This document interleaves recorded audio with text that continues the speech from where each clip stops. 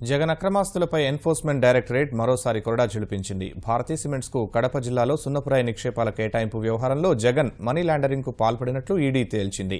Bharati cements కు YS ప్రభుత్వం సుమారు 152 కోట్ల రూపాయల విలువైన సున్నపురాయి నిక్షేపాలను కేటాయించడంలో అక్రమాలు జరిగినట్లు గతంలో సీబీఐ అభియోగపత్రం సమర్పించింది.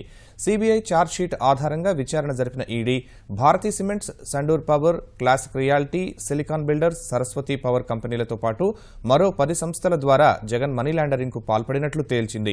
హైదరాబాద్, బెంగళూరులో 749 కోట్ల రూపాయల విలువైన స్థిర చరాస్తులు కూడబెట్టుకున్నట్లు గుర్తించింది. 30 స్థిర చరాస్తులను అటాచ్ చేస్తూ ఉత్తర్వులు జారీ చేసింది. జగన్ ప్రస్తుతం నివాసం ఉంటున్న బంజారాహిల్స్లోని లోటస్ పాండ్ భవనం అక్రమాల ద్వారా నిర్మించిందేనని ఈడీ తేల్చింది. దాన్ని తాత్కాలిక జప్తు చేసింది. బంజారాహిల్స్లోని సాక్షి కార్యాలయ భవనం, బెంగళూరులోని విలువైన మంత్రి కామర్స్ భవనాన్ని అటాచ్ చేసింది. Bharathi cements, Sandur power, classic reality, silicon builders కంపెనీల్లో జగన్ కు ఉన్న సుమారు 50 కోట్ల రూపాయల వ్యక్తిగత వాటాలు, వైఎస్ భారతికి చెందిన 15 కోట్ల 28 లక్షల రూపాయల ఫిక్స్డ్ డిపాజిట్లను అటాచ్ చేసింది.